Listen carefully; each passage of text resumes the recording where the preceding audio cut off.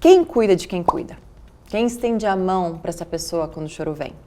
Quem dá o colo para ela, que sempre está ali oferecendo o seu colo para acalentar? As mães passam tanto tempo na função, sobrecarregadas, na maioria das vezes, de cuidar dos seus filhos e dos outros também, que esquecemos em muitos momentos de cuidar de nós mesmas. Até que um dia o cansaço se transforma em apatia e aquela tristeza que batia de vez em quando se transforma num choro compulsivo. O sinal de alerta foi ligado, a pessoa aqui já está com o sinal de alerta vindo aqui. O sinal de alerta foi ligado, já passou da hora dessa mãe Cuidar da saúde mental. cuidar da saúde mental. Maio Furta Cor é um mês dedicado ao cuidado da saúde mental materna. Um mês dedicado a debates e conversas que buscam entender melhor a realidade de diversas mães e os transtornos que podem acontecer durante a maternidade. Segundo a OMS, 20% das mulheres terão uma doença mental durante a gravidez e o pós-parto. E esse assunto, mais do que nunca, deve ser discutido entre nós, mães e toda a nossa sociedade. Eu sou a Júlia e sou a mãe da Cora. E eu sou a Tayla, mãe do Francisco e da Tereza. E esse podcast é Coisa de Mãe. Por isso, hoje, nós temos 2 convidados especialistas no assunto. O psicólogo, palestrante, escritor, terapeuta familiar e de casais, autor do livro Cartas de um Terapeuta para os seus momentos de crise, Alexandre Coimbra. E ela, que é especialista em psicologia clínica e psiquiatria, tendo se especializado no cuidado de mulheres com abordagem psicanalítica na perinatalidade, Patrícia Piper. Muito Obrigada, bem-vinda, gente. muito bom Obrigada. ter vocês aqui. A gente esperou muito. A gente esperou muito. Esse episódio foi esperado?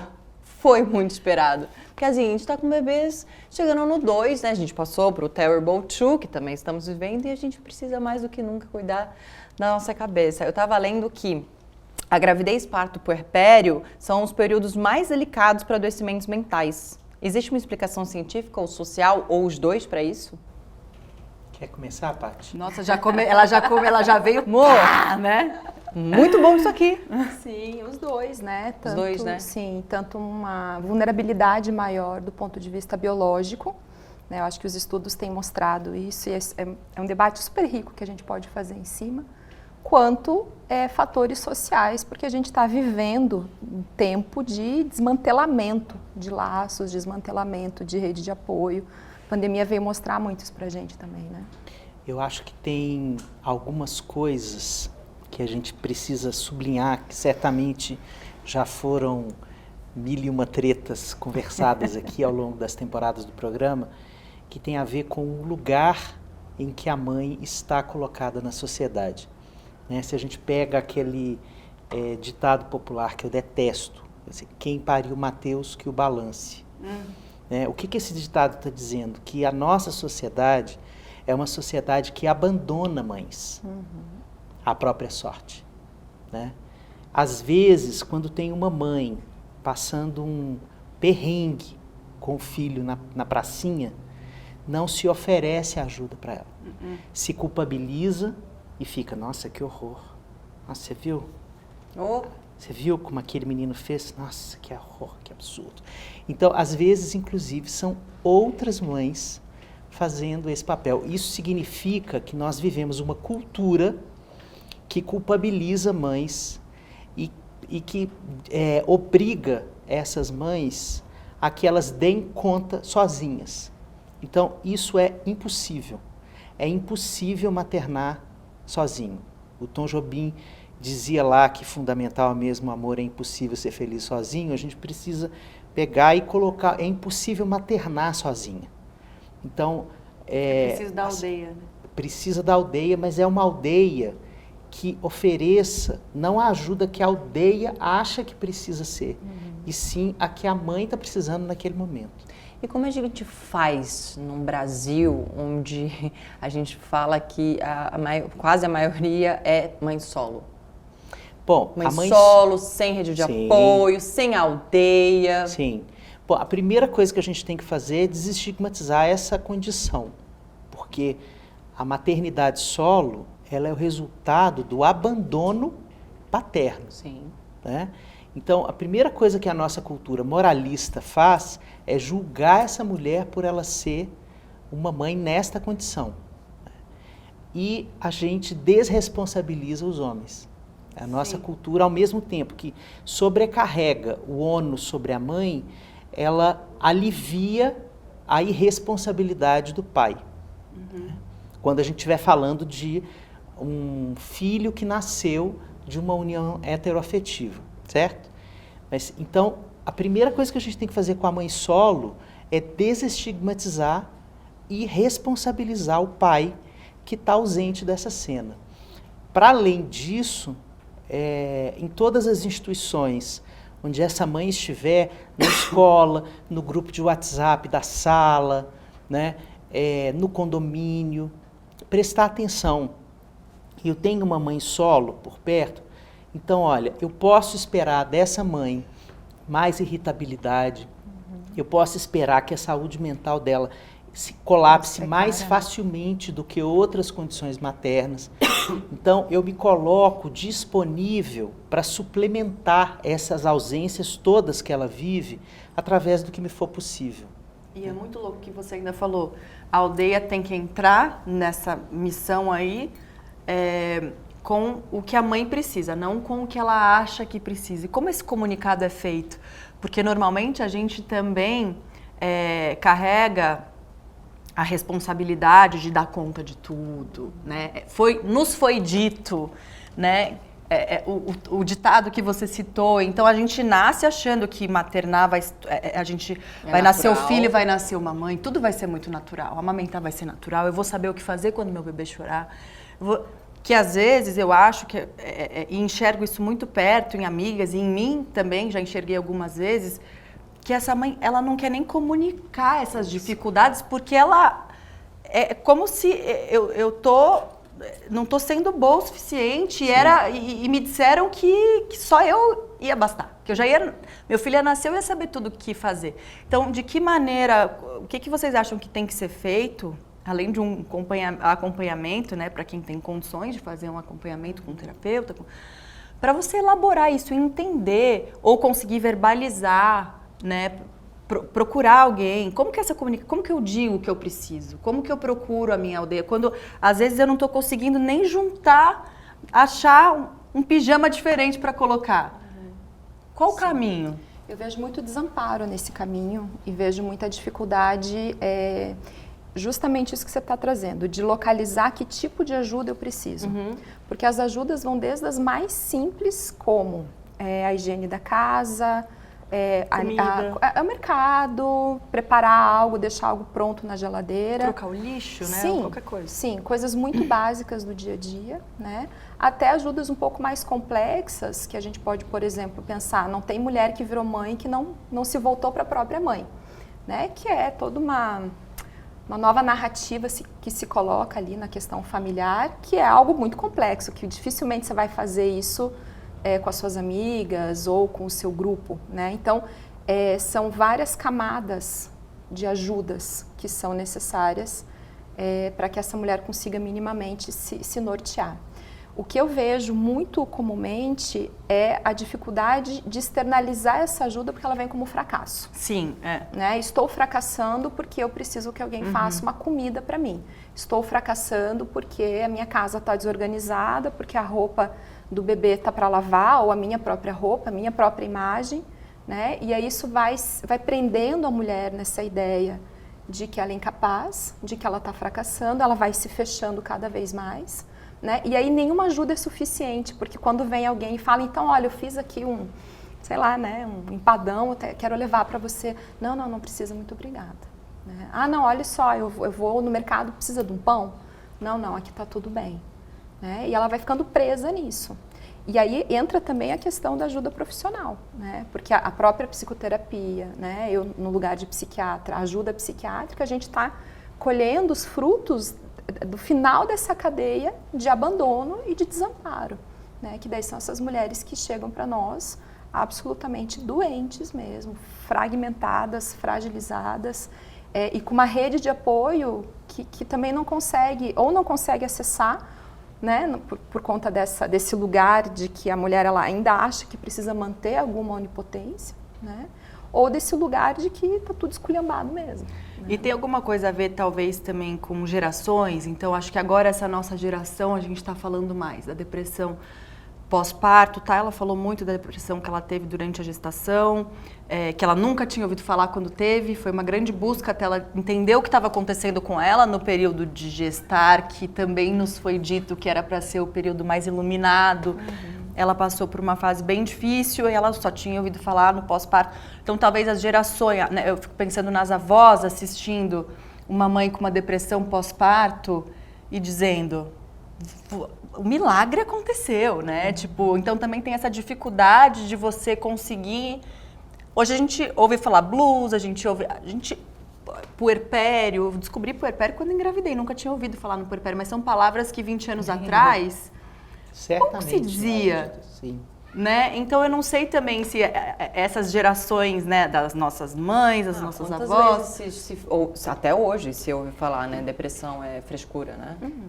Ixi, eu sou do interior, assim, eu cansei, minha irmã, enfim, já passou por algumas dificuldades, assim, também teve depressão pós-parto. Quantas vezes? Nossa, assim, inúmeras, gente. Ela já ouviu falar que era frescura, falta de surra. Eu vim deste lugar. Sim, as coisas mais absurdas, né, que a gente ouve. E no momento que você está precisando de mais acolhimento da vida, você escuta uma coisa dessa, né? E talvez uma solidão também muito profunda naquela dor que você não sabe nem nomear, porque nunca te foi dito. Então a nossa ideia aqui também é poder dizer sobre todas essas possibilidades que elas existem e o que elas causam. A gente queria muito que vocês passassem um pouquinho por cada uma delas, para que alguém que esteja passando isso em silêncio, né, sem dividir nem com o marido, porque com todo respeito, mas os homens assim, eles não fazem a menor ideia do que hormonalmente, por mais que assim os mais estudiosos, pesquisadores, não dá para saber essa loucura louca hormonal que acontece na gente sem ser passando. A gente tenta contar, eu lembro, ela sentou comigo em casa depois que a Cora nasceu, eu falei, 2 meses depois ela ia ter o Chico, eu falei, vem aqui que eu preciso te falar uma coisa, o que acontece depois que o bebê sai, que nunca ninguém tinha me falado. E eu falei, mas eu vou te falar tudo isso e vai por água. Aí depois que o Chico nascer, você vai me ligar e você vai... Não sei nem por que eu tô te falando isso, porque é muito louco, né? Então, isso não é dito e por mais que a gente tente dizer também, a pessoa só vai entender quando viver aquilo, né? E intensidades e maneiras diferentes. Aí também quero ouvir depois, porque com certeza cada uma tem uma experiência diferente em cada fase. Mas aí o seu marido, que você passando por um puerpério leve, sem nenhuma questão hormonal, sem nenhuma depressão, ainda assim, já é muito difícil para ele entender o que está acontecendo com você. Se você passa por uma depressão, o negócio fica mais difícil ainda e cada vez mais solitário. Então, a nossa ideia é conseguir ajudar pessoas, e a gente está falando aqui de uma bolha, né? Se a gente for para o Brasil, o tanto de mulheres que devem viver isso em silêncio e com muita dor, uma profunda dor. Nossa ideia é conseguir alcançar o máximo de pessoas possíveis, até para que elas consigam entender que está tudo bem. Porque provavelmente, acho que a maioria deve achar que está sozinha, que não é normal, que é só com ela. Eu não sei se em consultório a maioria dos discursos começam assim, né? Muito, uma invisibilização muito grande. Agora você toca num ponto que eu acho muito central nessas discussões sobre puerpério. A gente vem de uma ideia de que o puerpério é trabalhoso, de que ele é potencialmente adoecedor, que ele é triste, que ele é solitário. Isso não necessariamente é verdade. Eu acho que o nosso grande trabalho, inclusive clínico, tem sido separar justamente isso. O que é um puerpério saudável, né, natural, que é sim uma crise, que é sim um período de grandes descobertas, desencontros e que vai afetar toda a vida da mulher, né, da família, da criança, dos irmãos se tiver, do avô, da avó, todo mundo vai se afetar com esse nascimento que chega, né? Isso é trabalhoso, mas não necessariamente é triste, não necessariamente desesperançoso, não necessariamente vai levar essa mulher para um buraco, que muitas vezes é um buraco existencial. Né? Eu acho que o suicídio materno está mostrando para a gente que esse buraco é um buraco muito profundo. né? E outra coisa é um puerpério que não está saudável, né? Um puerpério que está transitando dentro da psicopatologia e que não está sendo diagnosticado, não está sendo tratado, né? Que não está sendo entendido como uma condição de saúde mental, como uma condição clínica, que precisa de profissionais, que precisa de atendimento, né? Então, acho que essa diferenciação também ela é muito importante. Para a gente ajudar quem nos assiste, em que momento, quais são os sinais que você entende que você precisa? Então, eu acho que clinicamente a gente precisa falar muito de fator de risco, né? Os estudos científicos têm mostrado para a gente justamente isso. Quem é a mulher que vai adoecer?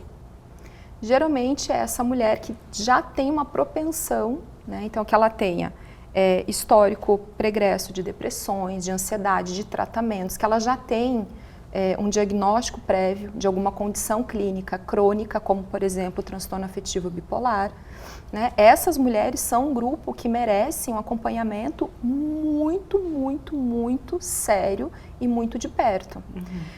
Mulheres que não têm um histórico, mas que têm um histórico familiar difícil, né? Também são mulheres que precisam ser olhadas de perto.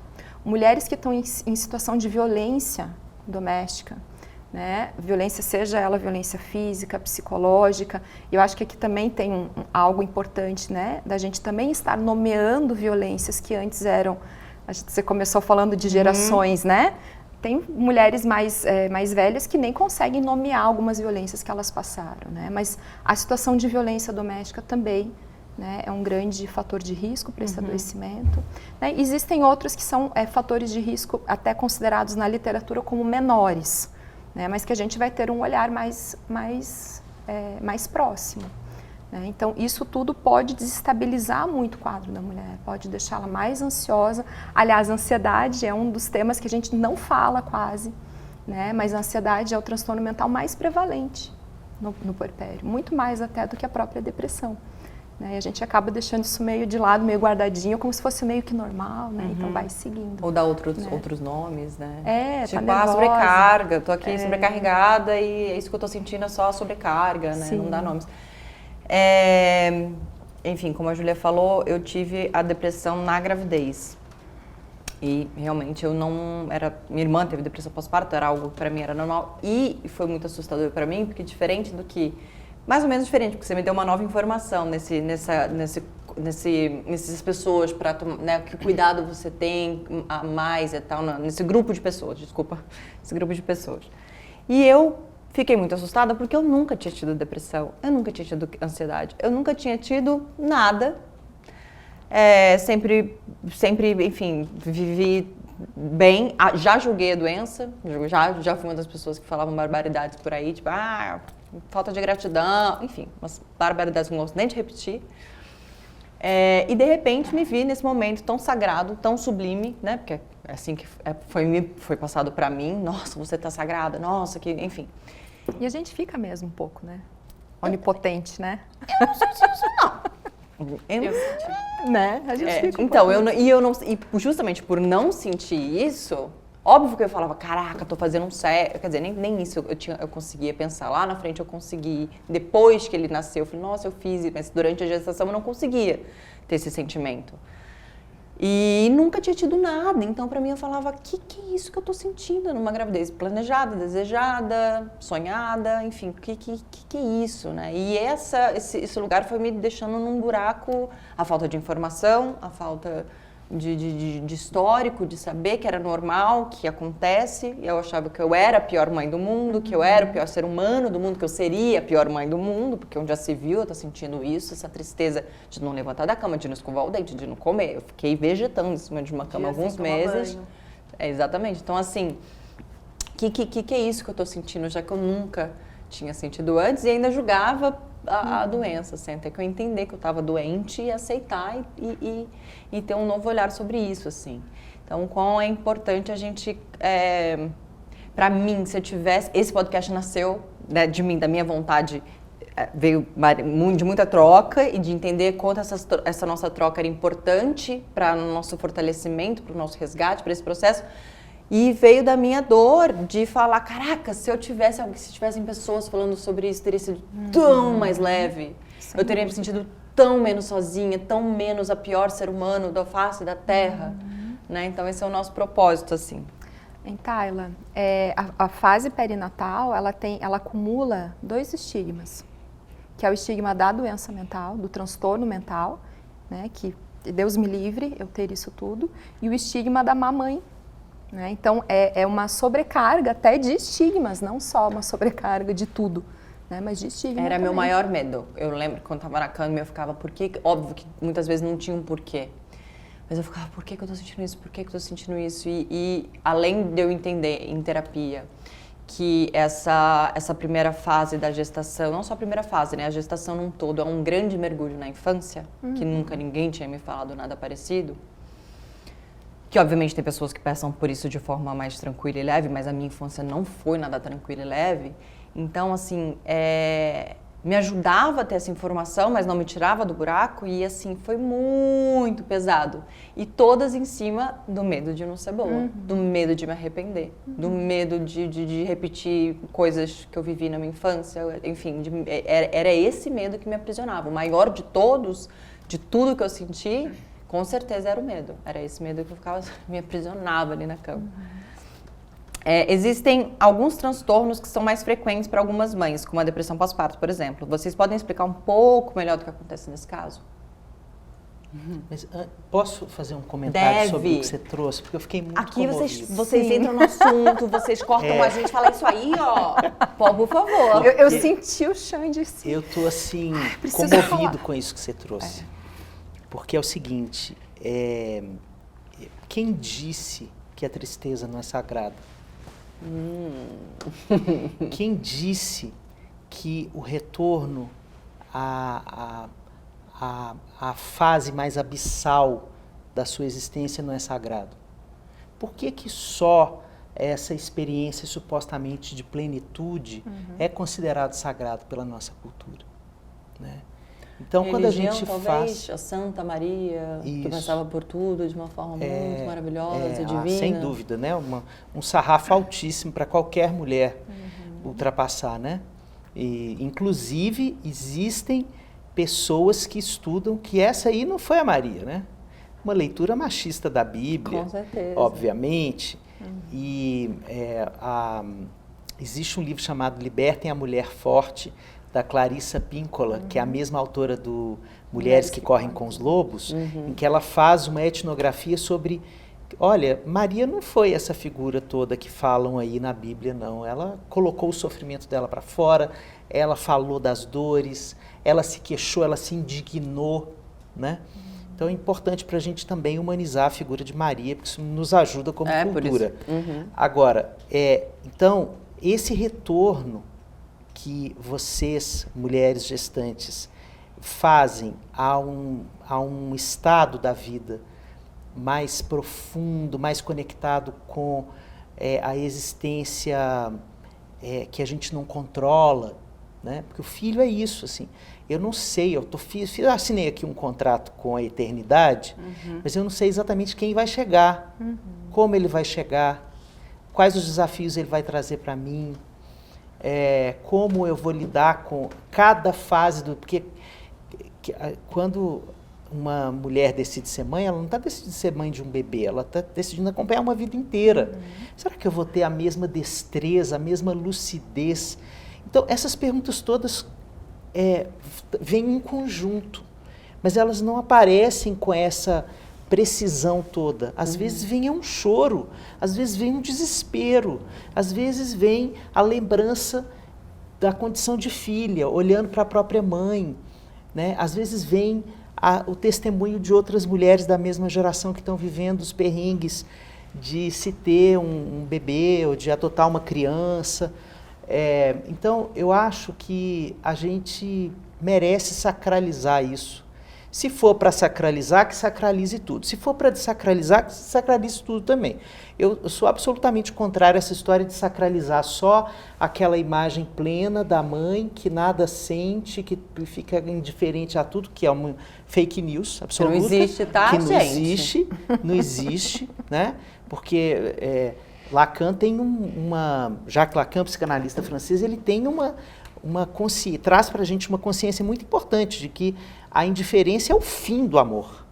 Então todas as vezes em que a gente estiver performando uma indiferença, a gente está no oposto do amor, né? Quando a gente ama com cores de Almodóvar, né? A gente não ama em tons pastéis, né? Ainda mais descobrindo que você vai ter um bebê e tal. Então, eu acho que a gente precisa naturalizar isso, sabe? Assim, para não deixar pessoas só se sentindo solitárias, diminuídas, como você se sentiu. Eu fiquei muito comovido com o que você trouxe. E com vontade de te dar um abraço. Tá dando com a sua presença aqui, pode ter certeza.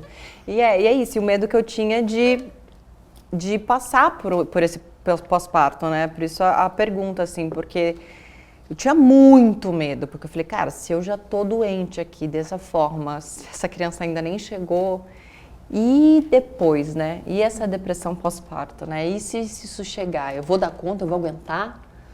Mas você falou que, né, não só da pessoa ter passado por algum tipo de doença mental ou qualquer outra coisa parecida, mas como familiares, né? E eu nunca tinha olhado para isso, nem nunca ninguém tinha me falado.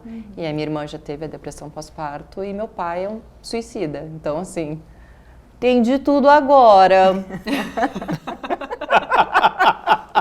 Rindo de nervoso. Lembrando que mesmo que você não tivesse o histórico, zero rolo de você ter tido isso, né? Porque a própria condição de você esperar tanto tempo, 9 meses, uma eternidade. Uma eternidade. E detalhe, peraí, vamos corrigir isso aqui, não são 9 meses, são 10. Isso. Sim. Importante de você dizer que esperar, esses últimos 30 dias fazem toda a diferença. De você esperar por essa novidade que não tem previsibilidade, nenhuma. Isso mobiliza muita angústia, né? Então, assim, que a gente possa falar disso. Não, e é muito louco que você falou, mesmo se você não tivesse tudo, é o meu caso, na minha família, tenho histórico pontual ali, até meio longe de alcoolismo e tal, mas assim, nunca tive um histórico muito perto de nada. E até hoje, assim, eu acho, por meu diagnóstico, Sua autoanálise, que eu tive um super blues, porque, quer dizer, só meu não, né? Meu da minha analista, mas eu já cheguei pra ela falando assim, acho que eu preciso no meu puerpério, eu falei, eu tô precisando de um remedinho, eu preciso de ajuda.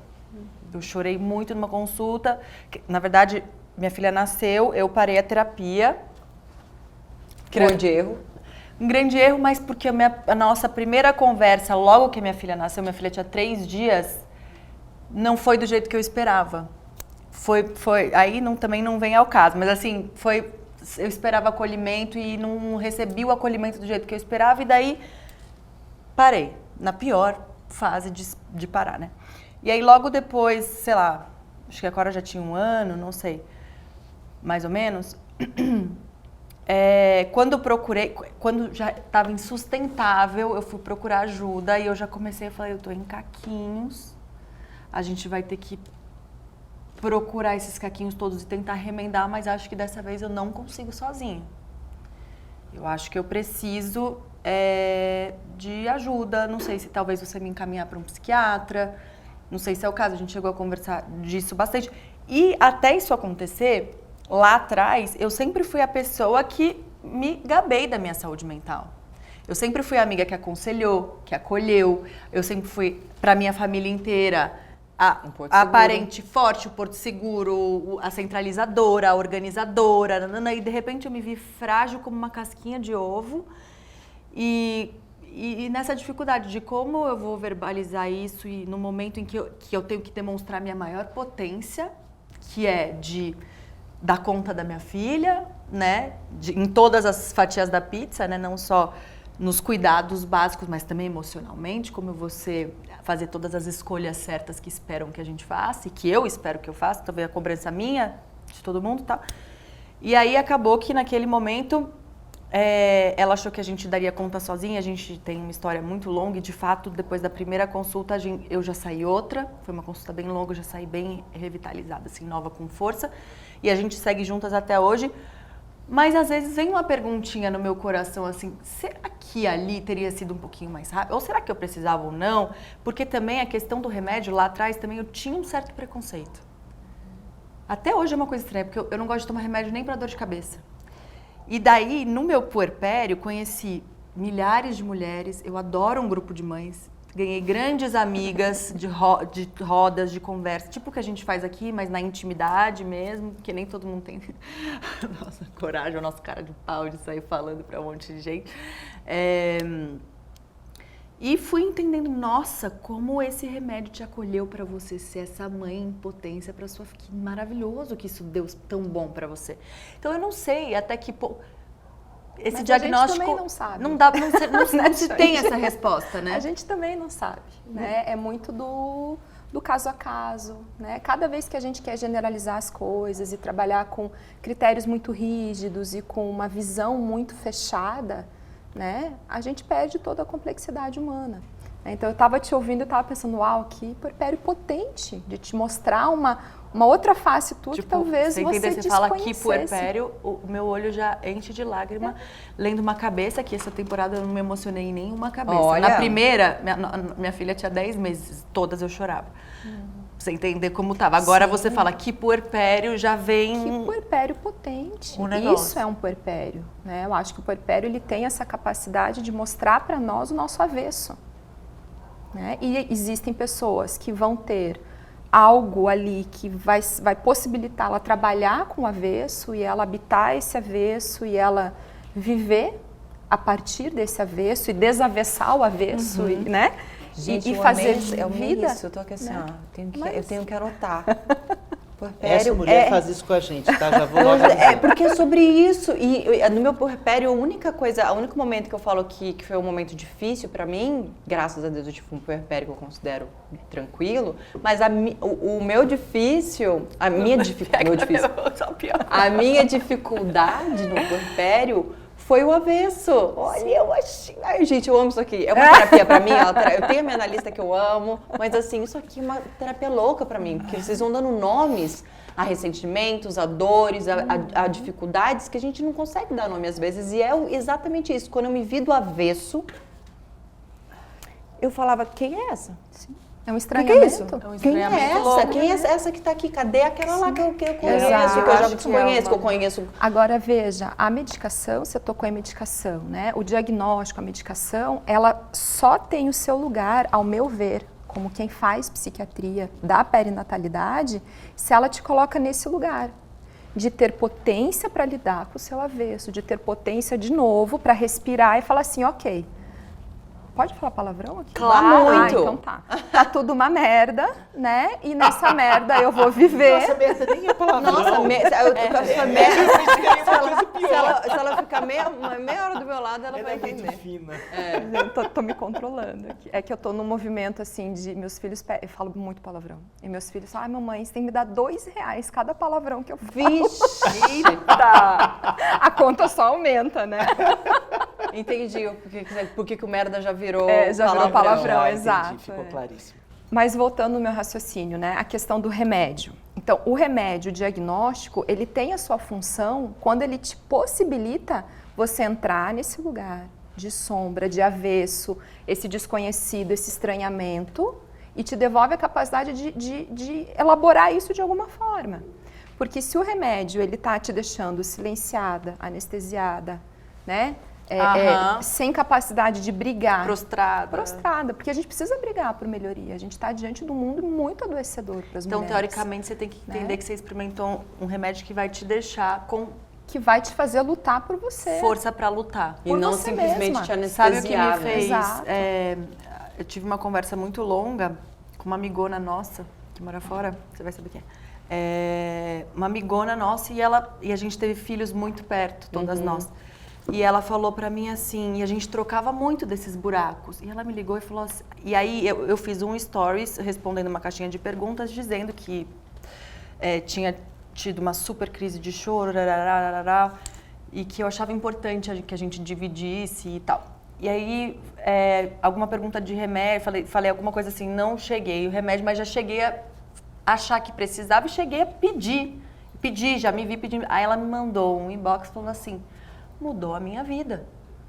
Eu estava há 1 ano brigando com meu marido todos os dias, explodindo com tudo, porque eu dava conta de tudo, sem paciência nenhuma para minha filha. Eu estava vivendo... eu estava precisando de ajuda. E ninguém enxergava e eu não enxergava. Então, a minha família dizia que eu estava muito chata, que eu estava muito isso, que eu estava muito aquilo. Eu não era eu. Só que até eu entender, foi uma amiga minha que falou, vem conversar com o meu médico. E eu comecei a tomar um remédio, ela falou, mudou a minha vida. Eu sou outra mãe, eu não brigo mais com meu marido, não sei o que, não sei o que, tararau. E era uma questão química que eu precisava ajustar naquele momento. E daí aquilo me deixou pensando, do tipo, é isso, mas quando é que a gente... Porque é muito... É difícil. É uma zona muito nebulosa, mas é difícil para né? nós também, né, Xande? É difícil pra gente diferenciar isso. Você tem que ter muita intimidade com a paciente, conhecer a família, conhecer a dinâmica familiar, conhecer as entranhas do relacionamento, né, conjugal dela. Porque às vezes tem muito conflito ali que você pode, assim, botar na caixa d'água o remédio que não vai resolver. Né? Então, quando você conhece, por isso que o ideal do acompanhamento é ele iniciar na gestação. Né? Fazer o pré-natal obstétrico, mas também fazer o pré-natal ou psicológico com uma boa terapeuta, ou acompanhar com o psiquiatra. Nunca ouvi isso falar, de pré-natal psicológico. Eu nunca tinha ouvido falar disso. Sim, existe. É uma Mas ferramenta. Não, hoje me parece a coisa mais óbvia do mundo, né? Porque além de eu ter passado por isso na gravidez, tudo que a gente escuta, do pós-parto, do puerpério, mas assim... Para mim, como que ninguém nunca falou sobre isso, né? E é muito louco que vários momentos, né, em quase todos os temas a gente passa... Só para concluir, eu já falei várias vezes, mas assim, se eu não tivesse sendo assistida, obviamente não foi neste lugar de um pré-natal, né, assistido psicologicamente, eu estava, porque eu faço análise há muito tempo e não parei, pelo contrário, obviamente na minha eu cheguei a fazer todos os dias.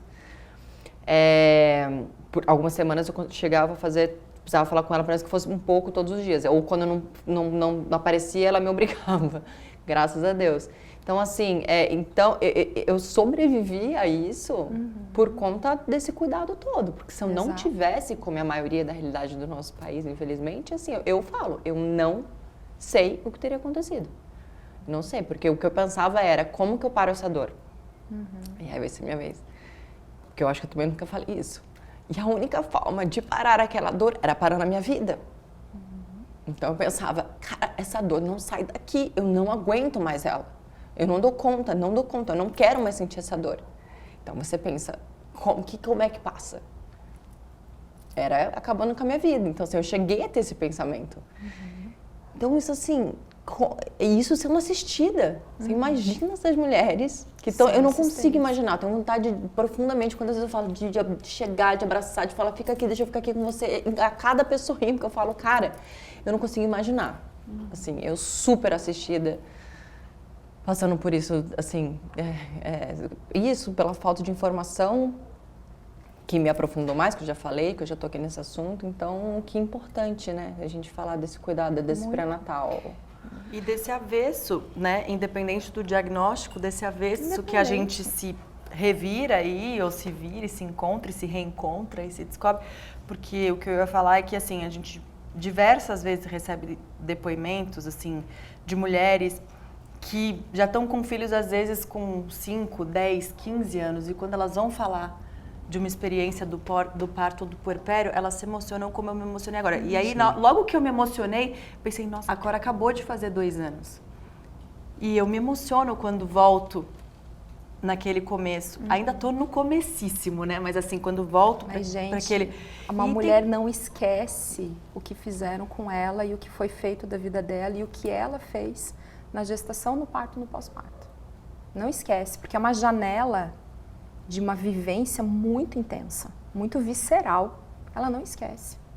Uma mulher não esquece quem tratou ela bem na maternidade, ela não esquece daquela enfermeira que trouxe o copo d'água, que fez um carinho nela, ela não esquece da terapeuta que deu a mão, da amiga que trouxe uma canja, não esquece. Assim como também não esquece das violências e dos maus tratos, né? A gente tem um outro problema de saúde mental muito grave no Brasil, que é o transtorno de estresse pós-traumático relacionado à violência obstétrica. Né? Porque a gente já tem uma violência, já tem uma dor ali muito forte, né? Ainda mais num período que a mulher está assim, ela está quase que uma esponja, absorvendo tudo e recebendo muito, né? E numa avidez de receber cuidado também. Né? Então a gente nunca esquece, né? A tua emoção de lembrar hoje, né, 2 anos depois. Eu não vou nem começar a falar dos meus aqui, por favor. Senão é mais uma, né? Porque é isso, né? Eu tive depressão pós-parto do meu primeiro filho. Você já trabalhava com... Já. E olha que curioso que eu vou contar para vocês. Eu tive depressão pós-parto e eu não fui capaz de fazer diagnóstico. Hoje, olhando para trás, eu faço só check, né? Check, check, check, check. Por que você... Por que você acha que você não foi capaz? Eu acho que eu estava nessa lógica, né? Porque eu tive uma gestação que eu era, assim, quase a Pachamama ensolarada na terra. Eu né? também. Nossa, eu era, assim, a deusa, a rainha Eu também. sol. Tenho um pouco de raiva de vocês. Aquela minha barriga maravilhosa, né? Tive um parto, eu tive 2 partos domiciliares. Eu tive um parto dos sonhos também. Nossa, foi dos sonhos. Também tenho um pouco de ódio de vocês. Muito, assim, eu tava quase numa euforia, né? Meu Deus do céu. Imagine a Pachamama que pariu em casa. Mas dizem, Né? mas eu já ouvi aqui em algum episódio nosso que nesses casos, me corrijam se eu estiver errada, mas que muitas vezes... acho que foi minha analista, que ela falou, eu me preocupo muito mais quando eu vejo uma mãe na gestação. Que mundo maravilhoso de gestação, meu parto, cara. Ela fala, eu tenho muito mais medo dessa mãe no pós-parto, dessa mãe no puerpério, do que da onde você veio. Óbvio que eu vim de um extremo, né? Mas enfim, da minha segunda gestação, vamos dizer assim. Porque o choque da dificuldade, desde a física... porque daí a gente tá acreditando que a gente nasceu pra isso mesmo é, e que é nesse total, lugar, faz entendeu? sentido. Aí eu vejo as minhas fotos, assim, eu me identifico muito com as tuas fotos. Eu olho assim, olha, eu também. Né? Porque aquela cara, assim, destruída. E da minha menina eu tive na gestação. Eu tive uma depressão gestacional da A sua primeira você tava sublime e na segunda você teve uma depressão na segunda gravidez, eu tive. na gestação. Sim. E também apoio de terapia, muita E terapia. essa você diagnosticou? Diagnostiquei, mas eu fiz um caminho muito próprio de investir na terapia e a gente achou que não seria necessário intervenção Até medicamentosa. porque como que funciona? Na gestação deve ser muito mais delicado do que no pós-parto. Sabe que não? Ah, não, porque tá Medicar? amamentando também? Não, medicar. Não, a gente pode falar sobre isso, assim, mas não. E essa segunda sua gravidez foi desejada e planejada também? Nem perguntei do primeiro, na verdade, né? As duas foram. As duas foram. Olha que loucura. Porque às vezes vem uma surpresa, né? Às vezes você não quer um segundo filho ou qualquer coisa assim. Aí poderia ser algo que dê um gatilho, que gere, não, né? Exato. Não tem. Vai entender, Não né? tem. Você mesma me falou isso quando eu fico sempre nessa, ter o segundo filho ou não ter, e esse puerpério é o que mais me deixa insegura de passar tudo por isso ele de novo. E ela olhou pra mim e falou assim, seu segundo puerpério vai ser maravilhoso. Igual a sua gestação foi maravilhosa, e a sua segunda gestação pode ter uma... Ou Gente, não, não tem você nunca vai saber. nenhuma. Aí eu falei, Nenhuma, nossa, né? então agora eu tenho mais a possibilidade de também ter uma gestação, ou o meu parto que foi assim, bem do jeito que eu sonhava. Eu nem sonhava tanto, mas assim, foi bem lindo, assim. Eu não tinha tantas expectativas, mas ele foi muito legal. Foi um dia muito legal. Sabe uma coisa que... Desculpa. Não, Rai. por favor, a gente tá querendo te ouvir. Eu já ia te puxar aqui, que a gente quer te ouvir. Sabe uma coisa que eu acho cruel na perinatalidade? Que uma mulher só vai receber apoio se a dor dela for legitimamente grandiosa. Ou se tiver uma justificativa, sabe? Aconteceu uma tragédia com ela e aí ela tá muito lascada. Ah, nossa, mas é porque aconteceu isso, vamos apoiá-la. E olhe lá, né? E olhe lá. E olhe Por lá. exemplo, Olha se lá. ela perder um bebê gestante, Isso. não é tão Não, grave, imagina, a daqui a dor pouco dela é você tem menor do que eu se ela perdi perder esse dois bebê. antes. Né? Tipo, zero apoio. É tipo, daqui a pouco você tem outro, mas não era pra Isso. ser. Mas eu acho muito cruel porque precisamos pensar o seguinte, minha gente, não só na perinatalidade, mas em qualquer dimensão da vida. A vida é multifatorial. O que quer dizer isso? Nós somos um grande caleidoscópio, um grande mosaico. Quando a gente fala assim, é porque você tem um fator genético, é uma pedrinha desse mosaico.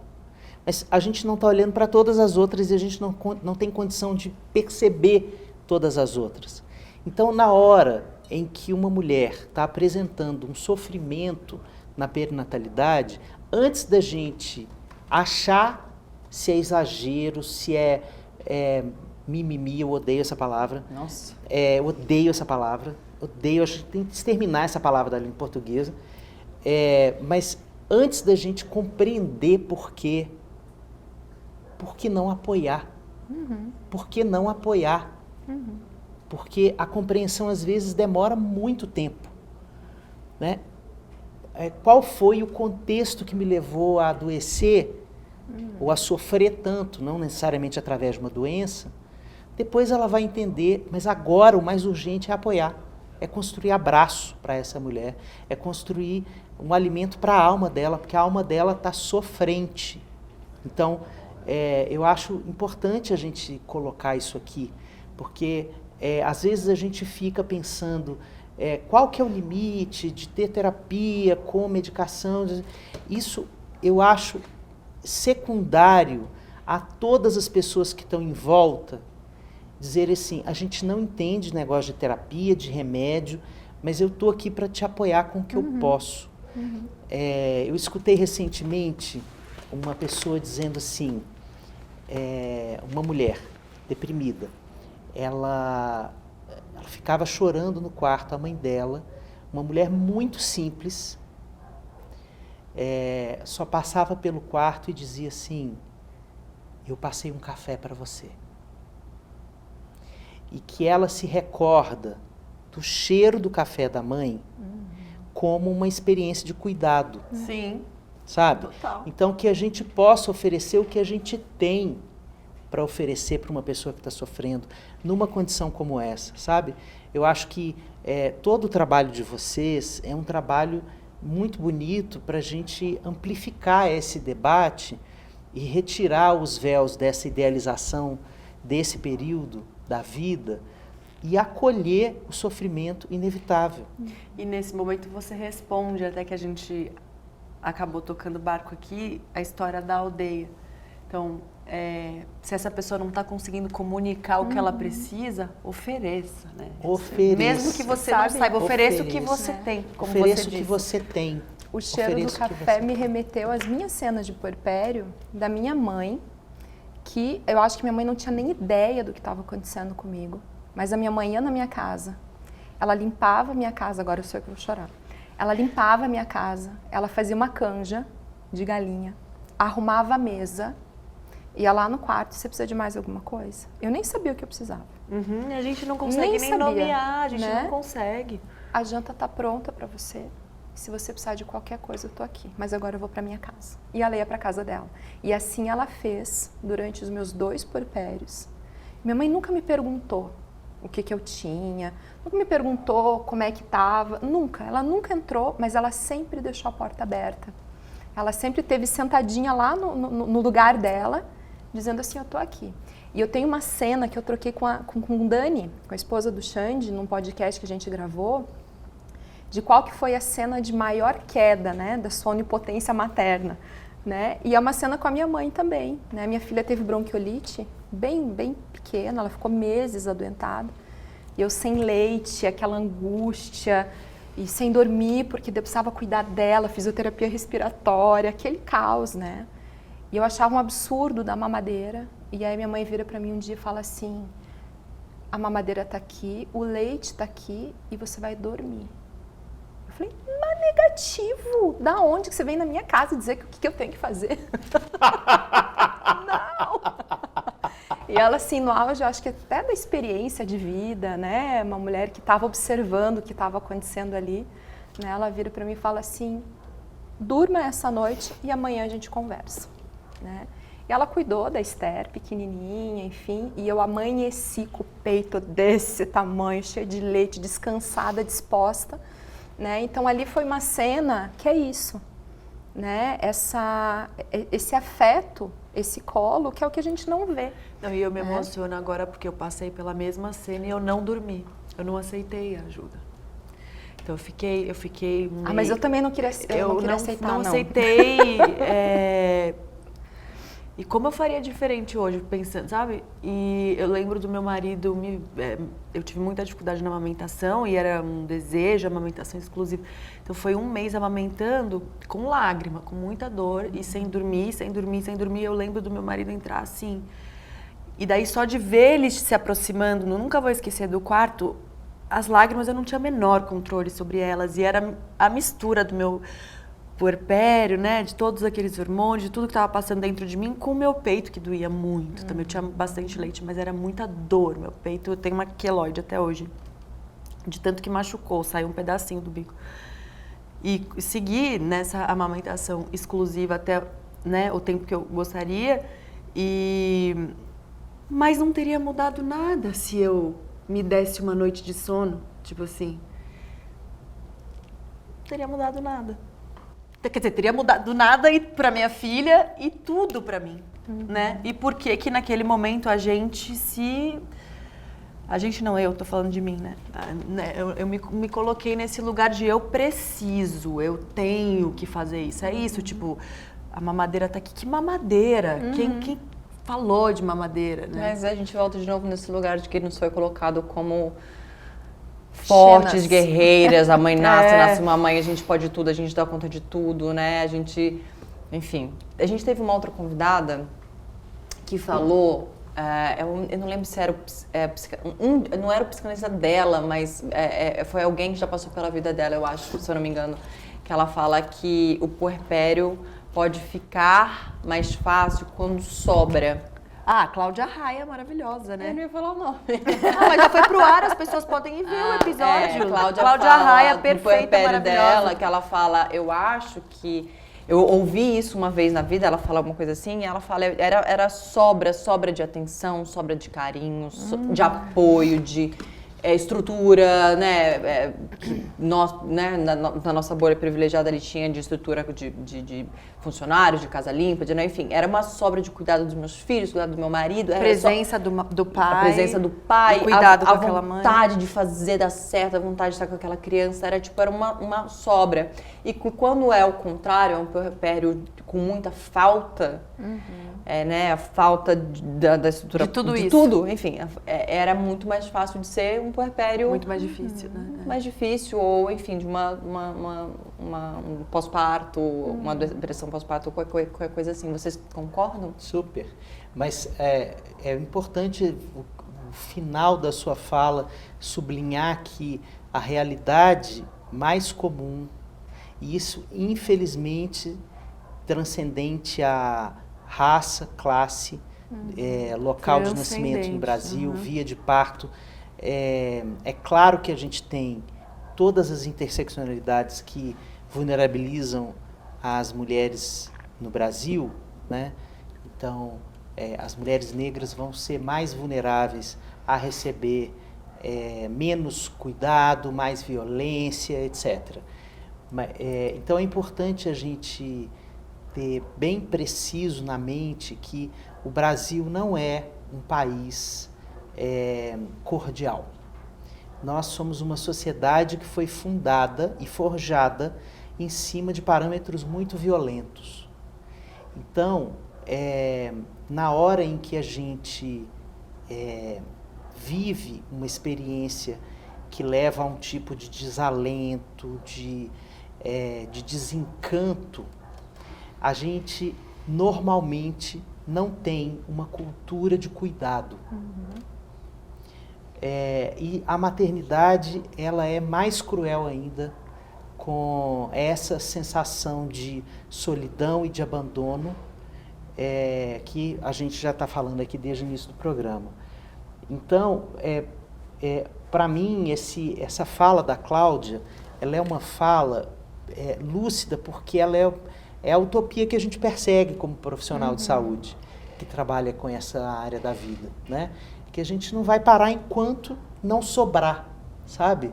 A gente não pode parar de falar disso, de conversar com as pessoas, de dizer para as mulheres que elas não precisam ser perfeitas, que talvez a perfeição seja inclusive uma tragédia para essa relação com o bebê, que a gente fica muito melhor sendo, como diria um psicanalista inglês, Donald Winnicott, ele dizia que a mãe só precisa ser suficientemente boa e que isso já promove a saúde dessa díade. Então vamos olhar para a díade, sabe, para essa dupla mãe e bebê.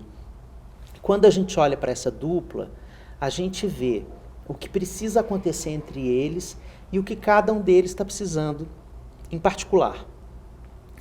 E a gente olha para essa dupla e se pergunta o que o entorno todo, aqui ó, em volta dessa dupla, pode fazer pelos dois.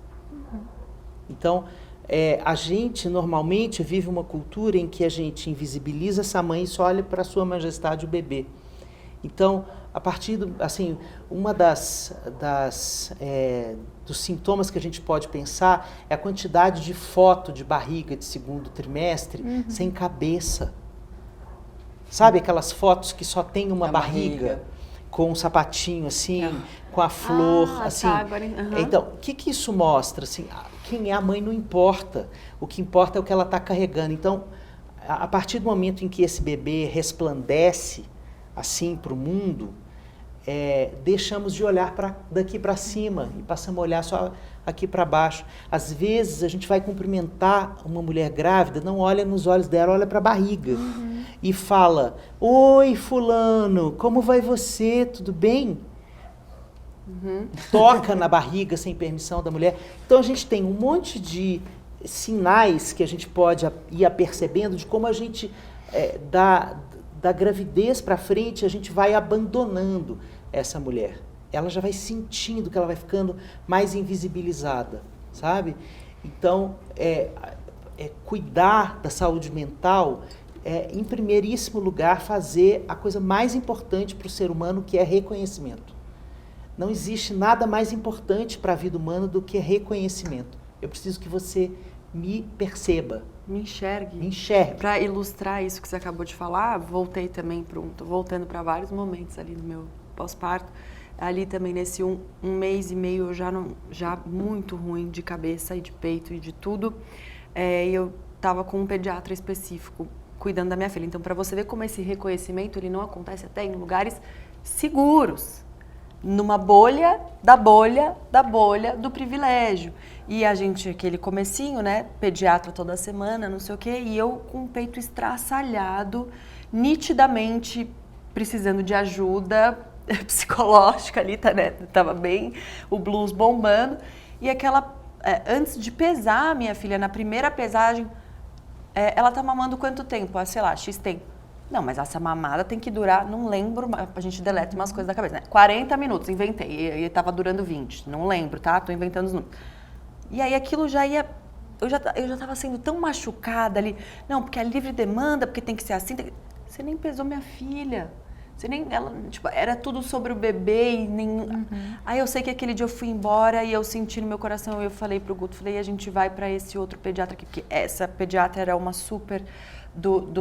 humanizada. Que de humanizada, no caso, para você, não teve Sim, nada. não teve nada. E aí eu falei, eu quero ir para um pediatrão tradicional e não quero saber. E aí eu nunca vou me esquecer que eu sentei lá, que é o pediatra da minha filha até hoje. Eu sentei lá, o Dr. Paulo olhou para mim e falou assim, como você tá? No meu olho. Sempre perguntou. E eu me emociono porque ninguém tinha perguntado. Meu pediatra foi o primeiro. Pra mim, até aquela hora, como eu tava, sabe? Nem meu marido, nem minha mãe, nem meu... E não é por mal, né? Não é por mal que as pessoas fazem isso. É por formação cultural. E ele só olha pra mim e falou, como você tá? Aí eu fiquei um pouquinho pior do que agora, chorei muito. E na hora foi sobre, seu peito tá em carne viva. Vamos parar um pouquinho até o seu peito cicatrizar.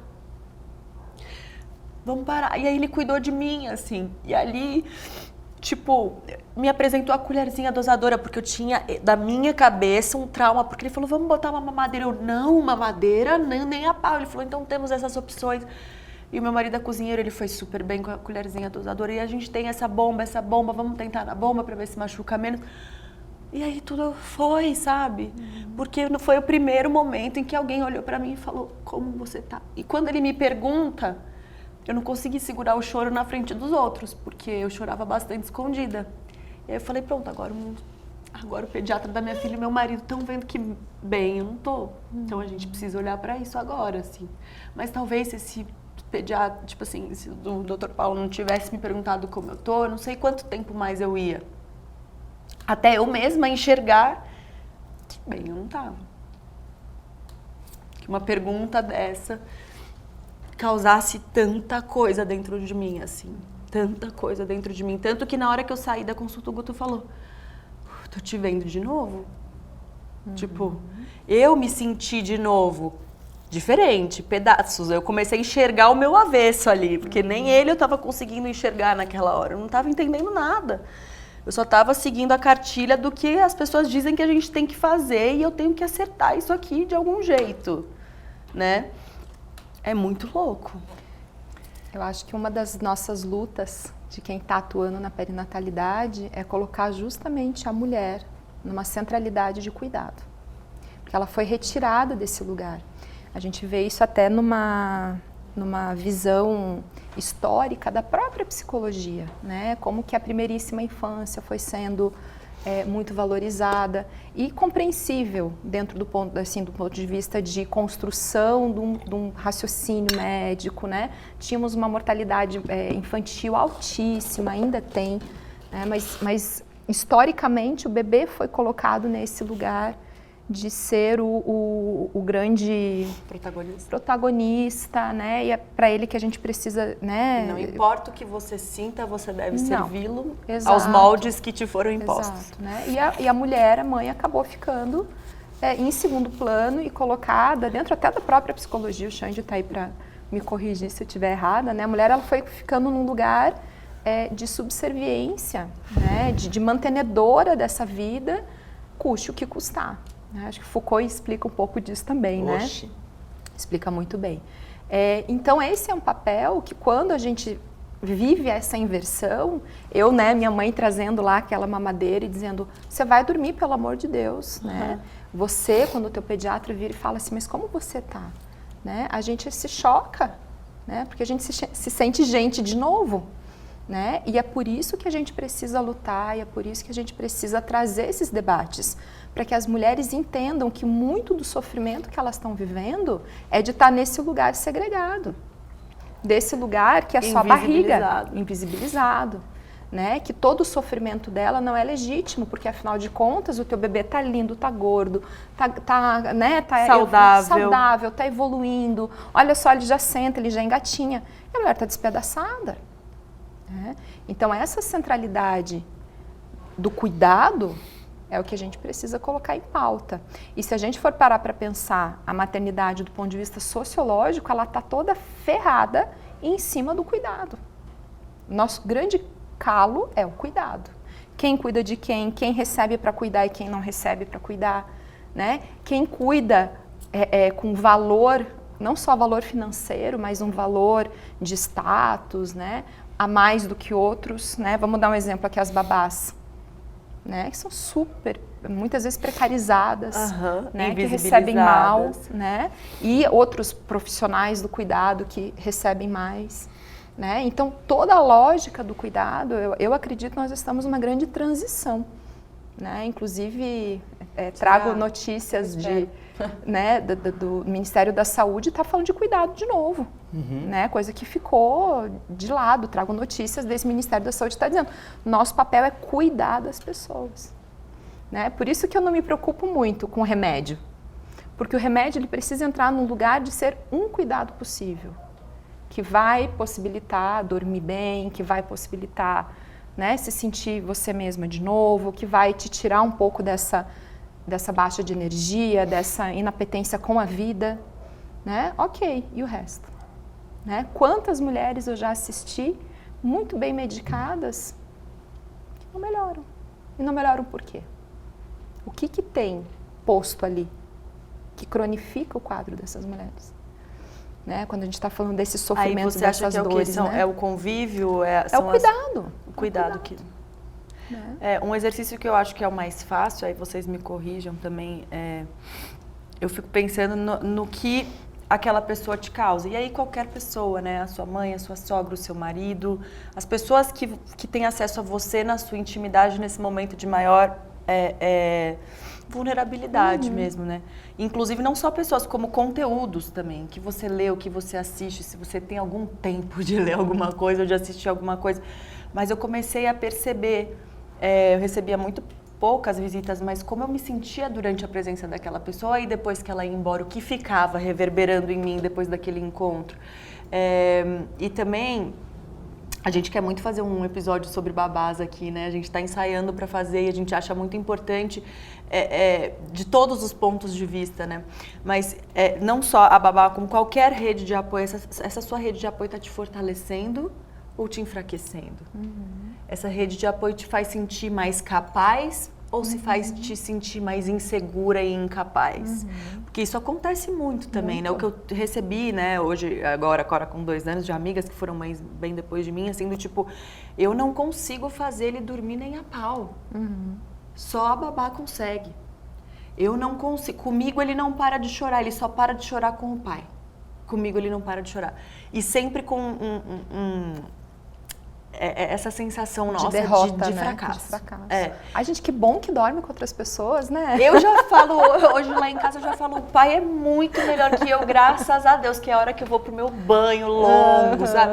Mas é uma coisa muito louca de assim, acho que é uma dica talvez que mais básica, né, de parar só para dar conta do quanto aquela presença, aquele conteúdo que você consumiu, aquela pessoa que te visitou, que te acompanha, te faz sentir, né? Antes, durante e depois daquela presença. Porque talvez isso seja uma coisa que ajude muito no seu processo, na sua falta ou na sua sobra. Porque às vezes também, né, pode ser uma sobra que te enfraqueça, né? Naquela presença em algum lugar que se diz ajudando, em algum lugar pode estar... Por exemplo, essa experiência que eu tive com a pediatra em algum lugar era um negócio que estava... A gente fica... Eu me sentia, não sei se vocês se sentiram assim, mas eu me sentia totalmente com tudo aberto, assim. Tipo, era muito fácil entrar e... A esponja, né? Cada maternidade tem a sua particularidade, mas no final das contas a gente percebe que muitas das nossas ansiedades e angústias também acontecem com outras mães. E para não nos sentirmos tão solitárias nessa jornada, criamos o quadro Saque da Mãe, onde as mães que acompanham a gente no 1001 Tretas têm um espaço aberto para contar suas histórias. Inclusive, já fica aqui o convite para você que quer contar a sua história no 1001, manda um vídeo para a gente no e-mail contato@1001tretas.com.br. A gente vai ouvir a história da Alexandra Francis. Olá, eu sou a Ale Francis e é um enorme prazer estar dividindo aqui com vocês um pouco sobre o meu puerpério emocional, que durou em torno de 2 anos. E como que eu sei que ele durou 2 anos? Porque quando eu olho para trás, eu vejo alguns marcos importantes e algumas mudanças de comportamento na minha vida. Mas não é matemático, o puerpério emocional não tem dia para começar e não tem dia para terminar, não é uma sentença e varia muito de mulher para mulher. Eu decidi trazer esse assunto para que a rede de apoio de gestantes e puérperas tenham mais informações sobre esse tema, para que outras mulheres possam ter mais consciência sobre a sua própria jornada. Talvez o que as mamães estejam vivendo se chama puerpério emocional e não tem nada de errado acontecendo com elas. Mas agora sobre mim. Eu demorei 1 ano e meio para me olhar no espelho e consegui enxergar a Alexandra sem ser mãe do Leonardo. Eu tive alguns episódios de ansiedade no final do ano passado e depois de um certo tempo percebi que o gatilho era sempre algo relacionado a ele. O primeiro foi no dia que visitei escolas para ele. Ao mesmo tempo que eu queria ter tempo livre para mim, me sentia zero pronta para deixá-lo tanto tempo no ambiente desconhecido com pessoas que eu nunca tinha visto antes. Também tinha muita dificuldade de ver que o tempo estava passando e que eu nunca mais teria tanto tempo com ele como eu tinha tido até agora.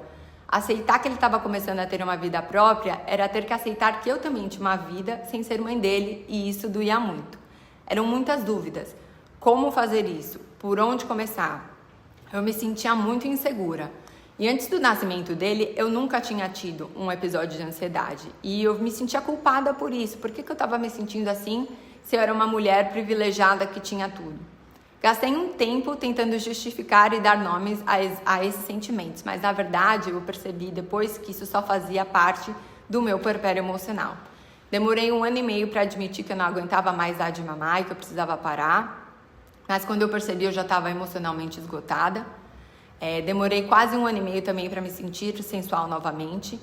Quando eu estava grávida do Léo, eu dizia que ia voltar a trabalhar depois de 7 meses, o que também não aconteceu, porque pensar na minha carreira me gerava muita frustração. Então, aproveitando, eu deixo aqui a minha solidariedade a todas as mulheres que voltaram a trabalhar porque a licença maternidade tinha acabado e não tinham outra opção a não ser voltar. Seja porque precisavam do dinheiro ou porque amavam muito o seu trabalho e não queriam abrir mão dele. Deixo aqui também a minha solidariedade a todas as mulheres que abriram mão da sua carreira para ficar com o filho porque não podiam, queriam ou se sentiam seguras em deixá-lo com outra pessoa. Voltar a trabalhar sem se sentir pronta é difícil em todos os casos. Eu demorei quase 2 anos para me priorizar no dia a dia e fazer coisas por mim sem sentir culpa disso, né? De estar passando o tempo longe do meu filho. Foi um tempo que eu tinha dificuldade de verbalizar o que eu sentia, então descontei muitas frustrações do meu marido, eu ficava com raiva dele porque ele não adivinhava o que eu precisava e de ver que ele tinha uma rotina que estava mais nos trilhos do que a minha. Ainda bem que a gente se ama muito e que a gente tem um relacionamento muito sólido. E não é o caso para vários casais. É muito curioso ver que muitos divórcios acontecem nos primeiros 2 anos de vida do bebê. Inclusive, esse é o maior índice de divórcio. Mas nesse processo eu aprendi muito. O puerpério emocional me mostrou o quanto é importante fazer pausas para si, abrir espaço na agenda para se reconectar consigo mesma. É muito importante e ter uma rede de apoio que incentive e contribua nessa jornada é essencial. É um abraço na alma ter quem valide e reconheça o nosso processo. Inclusive, a Alegrata, uma curadoria de presentes para gestantes e puérperas, surgiu numa dessas pausas e a coragem de empreender surgiu no meu puerpério emocional. Ale, eu acho que você já foi bastante atendida aqui com tudo que a gente falou até agora, né? Mas ela entrou num assunto que eu acho bem legal a gente falar, que é essa triangulação, o casamento, né? Quando chega, de tudo que a gente falou até agora, de quando chega... A terceira pessoa dentro dessa relação, que era um casal. E que terceiro agora elemento. são 3. Terceiro Bom, se a gente for falar de um casal hétero, na cultura brasileira, acontece... Primeira coisa que acontece, nós estamos aqui falando da maior parte. Por favor, homens, não venham que nem todo homem. Nós vamos conversar depois sobre isso. Mas o que acontece na maior parte das vezes é uma regressão desse homem, que passa a agir como se fosse o filho mais velho na chegada do primeiro filho. Então, ele rivaliza com essa criança. E ele tem frases para a companheira dele que são idênticas do filho mais velho quando nasce o segundo. Você não dá atenção mais para mim. Você não fica mais comigo. As frases são as mesmas. Não muda nem... A gente não tem nem a cara dura de dar uma mudadinha na frase. Então, Tô rindo nervoso. O que isso revela sobre nós? Uma imaturidade emocional para assumir a paternidade com o mesmo nível de protagonismo que as nossas companheiras. E isso também revela uma posição social em que nós homens somos colocados como meninões, moleques, entende? Assim, a sociedade passa a mão na nossa cabeça e não nos convoca a crescer emocionalmente. Então, na hora que o filho nasce, isso ganha cores muito fortes, né? Então, isso naturalmente vai causar uma crise no casamento. Vou contar uma coisa engraçada. Te mandei mensagem querendo fazer terapia de casal com você. Minha filha devia ter, quase 1 ano. Mas aí, né, meu marido ainda não se sentia pronto, porque eles nem sempre estão prontos para fazer o que a gente deseja, mas cheguei a falar com você, cheguei a pedir valores. Tivemos essa conversa, que você deve ter com milhares de pacientes e provavelmente não deve saber, mas tivemos essa conversa. Isso. Eu quase tentei um horário na sua agenda, eu e meu marido. Então essa história da crise do casamento no puerpério ela acontece assim, em todo casal. Porque estão duas pessoas transicionando, mudando de pele. Uma tá do avesso. Uma tá do Uma a gente já entendeu que tá do avesso. Uma tá do avesso. Esse cara aqui não conhecia esse avesso aqui. Isso. Ele conhecia a capa. Isso. Ele conhecia essa daqui. Isso. O avesso ele não conhecia. Isso. Aliás, Muitas nem vezes ela ele nem conhecia. gosta do avesso, né? Não, mas nem ela conhecia o avesso dela, ele não conhecia o avesso dela, e aí? Pois é, e o ideal do amor romântico não prevê o avesso, entendeu? O amor romântico, sabe, da sedução, do Tinder, Do sabe pra como é? sempre. Não tem avesso nesse negócio. Então a gente precisa complexificar essa equação, né? Então, assim, do mesmo jeito que vocês não casam com o príncipe, mas com a verruga do sapo, né? Que vocês descobrem assim, ó, sapão, né? Opa! A gente também precisa fazer esse segundo casamento, né? Esse segundo casamento, que é um casamento mais profundo. Aí no puerpério tem uma oportunidade de ouro para a gente casar com todos os avessos das nossas companheiras. Olhando para os nossos, não só para os delas. Porque aí também é um joguinho fácil de apontar o dedo e falar assim, ó, você está do avesso, eu vou te salvar. Porque aí a gente continua nesse lugar do príncipe que tira... Não sei se estou falando bobagem, mas muitas vezes é mais difícil esse convite de olhar para o nosso que o outro traz do que olhar para o avesso do outro. Às vezes eu acho mais difícil claro. o Guto me levantar avessos meus e apontá-los do que enxergar os dele. É mais fácil até lidar com os dele.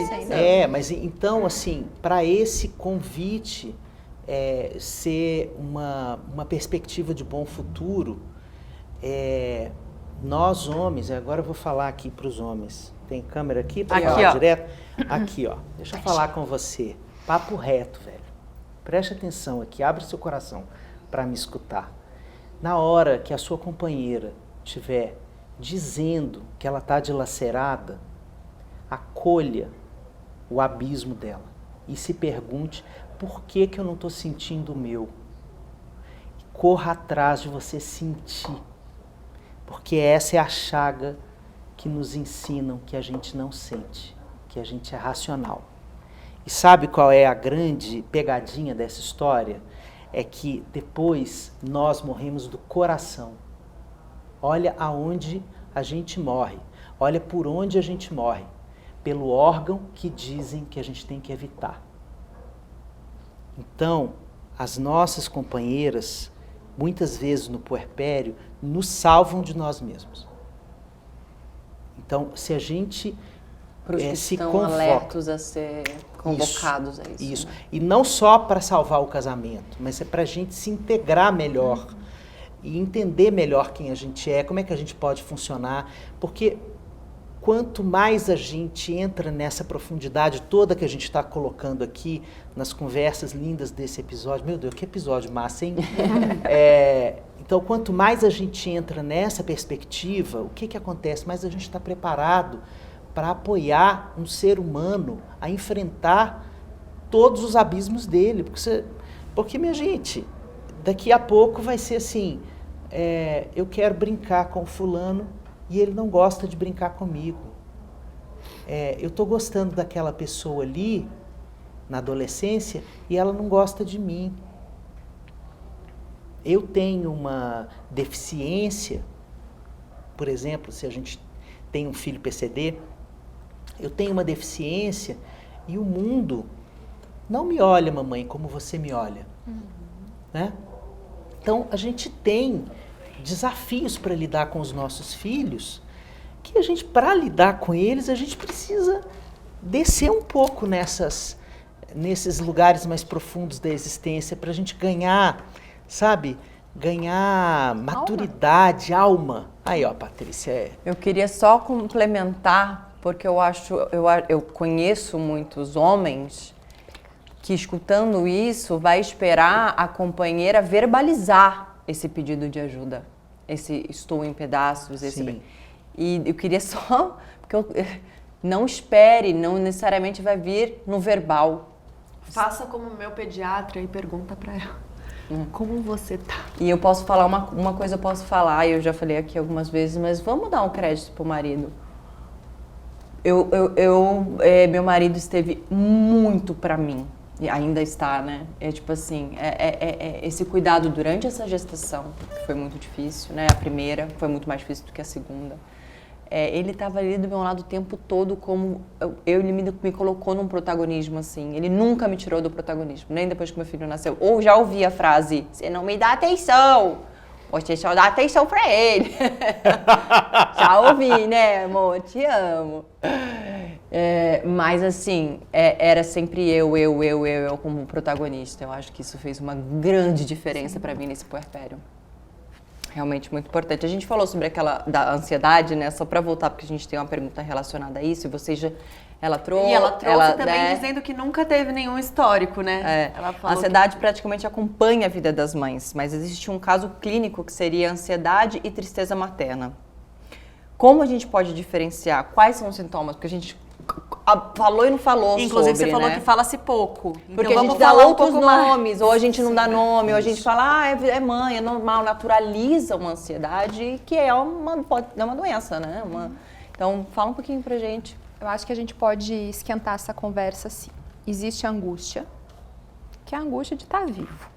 Né? Acho que quem está ouvi isso na minha última entendendo. consulta. Minha última consulta, eu falei pra minha médica, eu falei, cara, eu tô com uma angústia e não tem motivo. Ela falou, essa é a real angústia. Isso. Essa é a real angústia. Não tem motivo, Quem tá tá tudo certo, vivendo... tudo bem. E assim, tem um negócio aqui assim esquisito que não tô entendendo. Essa é a real angústia. Quem está vivendo e não está um pouquinho angustiado, está vivendo errado, né? Não tá na profundeza aqui que a gente está tentando trazer você. Não está entendendo nada. Mas existe a angústia, que é um processo de estar vivo. E existe a ansiedade, vou me colocar aqui no lugar da psiquiatra, né? Vou falar então um pouco da ansiedade do ponto de vista clínico, né? Que é justamente esse sobressalto, tensão, preocupação excessiva. Como é comum a gente receber as mães que conferem se o bebê está respirando, que coloca no aplicativo, mamou 5 minutos, agora troca a mama direita, a mama esquerda, uma necessidade de controle. Apontamos juntas. Né? Você levantou o dedo, eu fiz assim, ó. Uma necessidade de controle muito grande. Até quando as hoje, coisas tá? saem do controle, aquilo desencadeia um monte de reação. Eu tenho. Não, total. Vai ela falando, fala assim, hoje ela não dormiu, hoje ela acordou 4 vezes, era 1h30, 2h30, eu falo, nossa, que maluca, Breno. Tenho tudo isso. Mas essa ansiedade clínica, né, que vai fazer, inclusive, sintomas físicos. Sim. De aperto no peito, de falta de ar, às vezes até desarranjo intestinal, até questões de se alimentar mais ou não se alimentar. Então, pessoas que acabam perdendo muito peso quando estão em quadros ansiosos. Insônia, né, dificuldade de relaxar, aquele sono todo picadinho. Essa seria a ansiedade clínica mesmo. E tem uma coisa que Mas quando você fala, desculpa a minha ignorância, porque quando você fala ansiedade clínica, é o que a gente poderia chamar até ela de transtorno de ansiedade generalizado. Como um diagnóstico, Como uma um ansiedade diagnóstico, que você vai ser diagnosticada. que é uma doença, que você está doente, a ansiedade é uma doença. Bom, aí nós vamos precisar de um episódio só para dizer o que é doença, Só para falar o que de não é doença. Mas assim, não, por isso a curiosidade, quando você fala clínico, quer dizer, você teoricamente é um diagnóstico de ansiedade. DSM-5, tá? Que é o manual mundialmente utilizado para fazer diagnósticos psiquiátricos. Tá. Várias críticas em cima, obviamente, né? Estamos aqui, inclusive, debatendo justamente as críticas, né? Mas do ponto de vista clínico, quando eu falo assim, um transtorno mental, transtorno de ansiedade generalizado.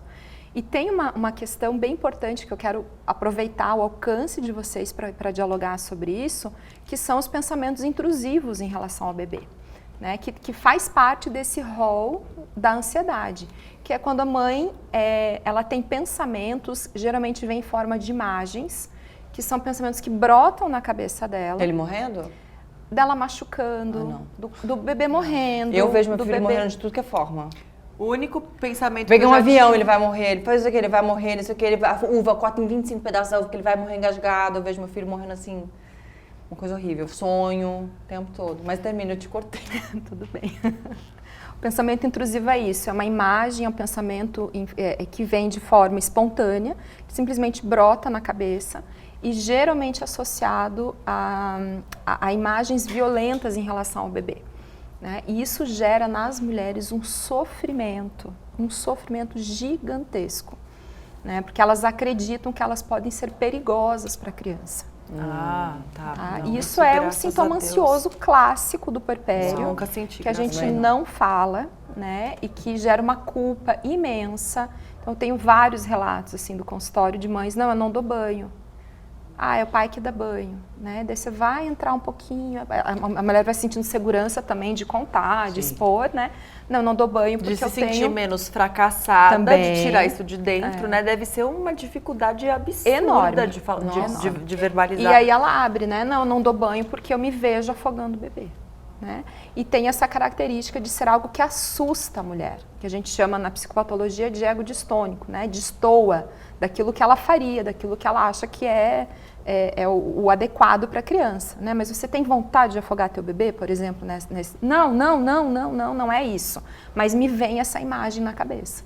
Então, só da gente explicar isso, só da mulher saber que isso vem da ansiedade, que é um pensamento intrusivo, um pensamento obsessivo, né? E que quanto menos ela quiser lidar com isso, mais ela quer varrer para debaixo do tapete, mais vai aparecer. Né? Então, muitas vezes, só da mulher contar, né, já alivia. Né? Ela já fica, uau, e talvez tudo entender de bem. onde está vindo, né, também, poder... Sim, daí é o trabalho da psicoterapia, né, a gente entender o que é, mas não é algo que a gente precisa se debruçar muito em cima, né, porque daí isso já causa um alívio, né, ela já entende que, ok, né, isso pode acontecer no puerpério, que está muito relacionado com a ansiedade. A ansiedade beira aí 70% das mulheres vão experimentar alguma reação ansiosa. Não necessariamente um transtorno de ansiedade, que são coisas diferentes. 70% é muita coisa. E vocês acham que essa ansiedade também pode, ou não necessariamente, né, tá, mas ligada à sobrecarga? Sem dúvida. Sem dúvida. Eu queria falar uma coisinha sobre isso. Por favor. A sobrecarga materna, ela bate com o nosso pico de incidência da depressão pós-parto. Então, no Brasil, a gente tem um pico de incidência de depressão entre 6 e 9 meses. Tá? Que é quando a mulher está fazendo o quê? Está voltando a trabalhar, né? Está voltando para uma vida minimamente social. Quando né? esse bebê, de repente, começa a se alimentar... Comer, e demanda mais. Né? Tem 6 aos 9? Eu entendi que era tipo do 0 aos 6 ou 9. Não, nossa, pelo amor de Deus, minha filha tá com 5 meses. Não queria saber essa informação aqui, não. Mas ele já passou por uns 6 aos 9. Não, tô brincando. Tem isso tá de tudo que, maravilhoso, eu não sei, às vezes eu tenho a vontade de experimentar um segundo puerpério, mesmo com todo o medo que eu tenho de passar por ele de novo, de, enfim, experimentar aquelas sensações todas e tal. Mas numa sensação de poder ter a chance de gozar em coisas que eu não gozei. De não contar o tempo da mamada. Ai, que delícia. Eu já me emociono de novo, mas assim, de poder me dar esse presente, né? Que eu nem sei se o meu marido já olha pra mim e fala assim, será? Você vai se dar esse presente? Eu já te falei, será também. Você também, é meu marido e minha marida. E aí eu queria saber se tem alguma estatística ou se o que vocês acham assim sobre a mãe de primeira viagem versus a mãe de segunda viagem. Essa segunda experiência, ela vem em algum lugar, por a gente não estar entrando num desconhecido, apesar de cada ser humano vem completamente novo aí para te surpreender, mas você já passou por aquilo uma vez, porque eu lembro que uma coisa, eu sabia o que era o puerpério, eu tinha lido sobre o blues e quando eu estava no meio dele eu falava, tá, mas será que eu vou sair daqui alguma hora? É isso? Será que é isso? Será que passou? Será que... E aí a gente precisa de muito tempo, eu ainda tô, né, elaborando um tanto de coisa, como vocês puderam perceber. Aí eu queria saber o que vocês acham da primeira gestação, para a primeira experiência de uma mulher com... Ela tá fazendo uma consulta aqui mesmo, tá? Você também, né, meu anjo? Não sou só eu, não. Somos as duas, tá bom? Eu acho que tem um marco importante, né, na segunda maternidade, né? Porque a primeira pode ter sido biológica e a segunda adotiva.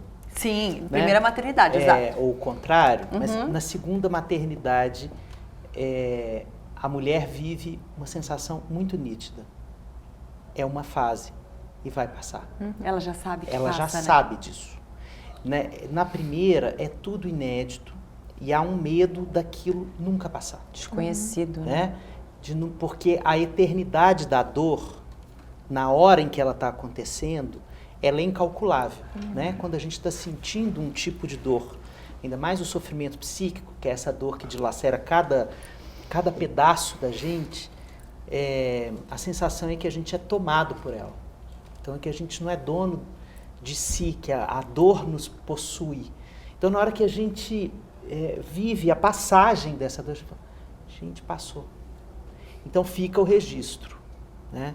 Agora, a gente tem que pensar que um fenômeno complexo como esse, de transformação da identidade, que é o puerpério, pode ser que o primeiro filho traga algumas dimensões sobre a vida pós-filho para essa mulher que vão ficar ali bem registradas, bem vividas, etc., com dor, com sofrimento, com aprendizado, com apoio ou sem apoio, com ou sem violência. E o segundo vai trazer outras dimensões, né? Isso tem a ver com vários fatores. Isso tem a ver com o ambiente na hora em que está acontecendo essa maternidade, né? O início dessa jornada. Se o casamento está melhor ou pior, se a chegada do bebê foi mais ou menos tranquila, se tinha mais ou menos grana, se o marido estava desempregado e na outra ele estava com grana. Nós temos um monte de fatores que contribuem para personificar essa experiência. Mas também quem é o bebê. Quem é o bebê. E que tipo de desafio esse bebê traz para essa mãe, né?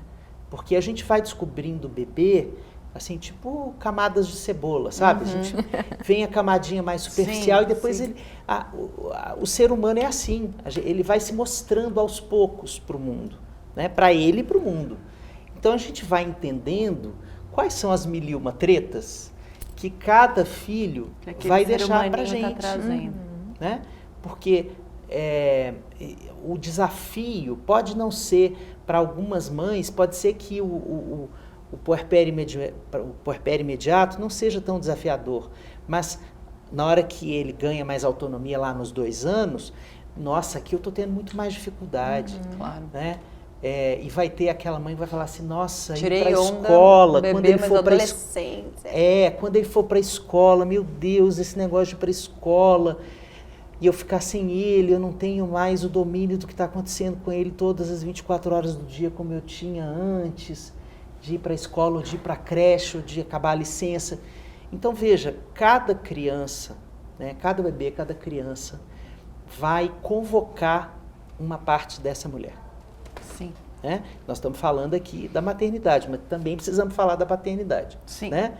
Por favor.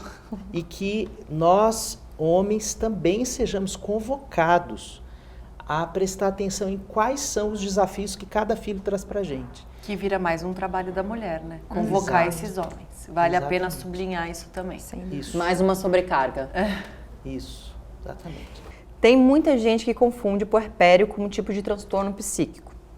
É correto afirmar isso? E qual seria a diferença entre um e o outro? Vou passar a bola para o meu professor. Não é um transtorno psíquico. E essa confusão vem de uma noção que nós temos de que tudo o que provoca sofrimento é patológico. O sofrimento é inerente às fases de transição da vida. Não existe vida sem sofrimento. E, sobretudo, sublinhado na hora que a gente está virando outra coisa, na hora que a gente está mudando de pele, tem sofrimento. Tem sofrimento para nascer, tem sofrimento para deixar de ser criança, tem sofrimento para adolescer, tem sofrimento para entrar na velhice, tem sofrimento para morrer, tem sofrimento para puerperar. Então, o puerpério não é um lugar de patologia, é um lugar de uma espécie de outonalidade, eu acho. O puerpério é um outono, assim, caem as folhas, e aquela árvore, aquela mulher, né, ela vai resplandecer depois de um tempo. Mas ela vai ficar um tempo mais esvaziada. Né? Tá chorando aí? Tá chorando aí, companheira? Porque aqui... Então, para mim isso não tem nada de patológico. Para mim isso é a vida em si. Não, e a gente está A tão vida em si mesmo. desacostumado a receber moda. esse sofrimento, até como você falou lá no começo, o porquê não tem o sagrado aí também, né? Por que o sagrado tá só Isso. da importância da gente viver, Isso. que eu tô aqui há tanto tempo tentando arrancar de vocês. Será que em algum momento eu mereci um remedinho? Será? E aí você me elucidou 500 coisas nessa sua colocação, tudo. Já tô sem dúvida mais, porque... tô sem dúvida mais... Só que não. Eu queria saber. Não. Mas a gente conversa depois do gravado. Porque ele Não, mas falou assim, de um lugar, né? exato. Porque assim, de novo, eu falei aqui brevemente por cima que a minha maior dificuldade foi do avesso, foi nesse avesso que eu não conhecia. E eu tava querendo me desvirar, sem saber o que eu precisava fazer, porque eu queria outra, eu não queria essa do avesso. E nesse resgate do eu, quem sou eu, cadê aquela Tayla que eu levei 35 anos para construir, que doeu pra caramba para construir ela, não foi fácil, eu amo essa mulher, cadê ela? Então quando ele fala que é o outono, que as folhas vão cair, mas que passa... É muito simbólico, é muito uau.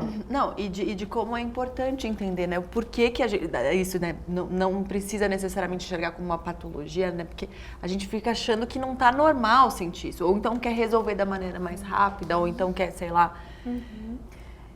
Eu vou entrar um pouquinho nessa cena que o Alexandre traz dessa árvore, né? Pendendo as folhas.